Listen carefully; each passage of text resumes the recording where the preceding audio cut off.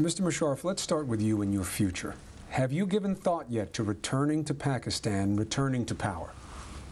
Well, I give thought to what is happening in Pakistan, and I give thought to what the people of Pakistan are desiring, and I also give thought to whether I can do anything for Pakistan.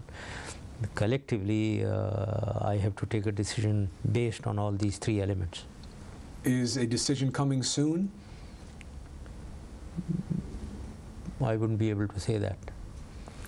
But one has to look at this environment, and the issue of timing, of course, is very, very important. So if I was to say it's coming very soon or a little later, I think I'm very conscious that the timing is extremely important. But one thing is very sure, that I will return to Pakistan. In the decision to return to Pakistan, there is legal risk, political risk, but do you consider physical risk, given what's happened to leaders in the history of Pakistan, most recently Benazir Bhutto? Well, that risk is there, and one has to accept that risk. And there's a saying, no risk, no gain. So one has to risk something to gain something. Looking at Pakistan today, President Obama said a few months ago that he was worried about the stability of Pakistan. As you look at your country today, do you believe Pakistan is stable? Pakistan can be very stable. Today, yes, there is a degree of instability in Pakistan today because of terrorism and extremism, and because of that, some elements in Balochistan also raising their heads of giving a cry of separatism. These elements are very small, and they have been there all along in Pakistan's history. Right? They should not be tolerated by the government. But having said that, I am a strong believer that Pakistan inherently is very stable, because the people of Pakistan, vast majority of Pakistanis want Pakistan to be a strong Pakistan, and the military of Pakistan is very strong. And as long as the people of Pakistan, vast majority, and the military of Pakistan is strong, Pakistan is stable and nothing can happen to Pakistan. All reports about what's going on in Afghanistan point back to Pakistan, that's where the Taliban leadership is, that's where money and supplies are coming from, that's where intelligence help is coming from through the ISI.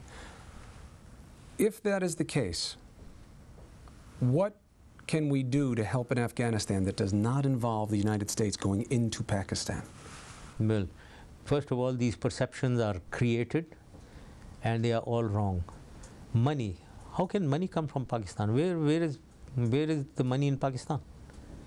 Pakistan government's money, our exchequer? Where is the money? So it's such a wrong perception. Money is from drugs mainly, which is in Afghanistan. They generate about $15 billion, maybe $4 to $5 billion remain there in Afghanistan. So what money are we talking of? Obviously the money flows from Afghanistan to Pakistan in help of the Taliban in Pakistan and the Talibanization. Do you believe on some level that America has created its own enemy by abandoning the Mujahideen who now are Taliban? Do you believe that on some level America allowed the Taliban to exist? Not the Taliban, but the Al-Qaeda, yes. I always say that the first blunder that we committed after '89 was the blunder of abandoning the place, abandoning Pakistan, leaving us high and dry, and not thinking of resettling or rehabilitating the Mujahideen that we brought from all over the Muslim world, from east to west, about 25 to 30,000 of them. These people, by the way, are the ones who became coalesced and became Al-Qaeda. Isn't the lesson then that it's not about the troops? It's about the infrastructure that you put in place. It's about the development that you do within the borders of Afghanistan, not how many boots you have on the ground. Why is the discussion about how many troops we need? Well, no, we have to fight, we have to speak from a position of strength. If you remove the troops, there will be no development. You will better quit the whole area, and there is no development, nothing. So you believe we must have more troops in Afghanistan? Yes, absolutely. I absolutely believe, because I have been saying everywhere that you are diluted in space. A military man understands that the space is too large and your troop level is low. But nobody has won in Afghanistan just by having boots on the ground. Not the British, not the Soviets, not you. Nobody has won there. There is always a first time, and we are better equipped. The lethality of weapons is not of, we don't have cavalry on horsebacks and infantry walking on foot. We have helicopters, we have gunships, we have predators, and we have all kinds of technically advanced weapons. And therefore, we can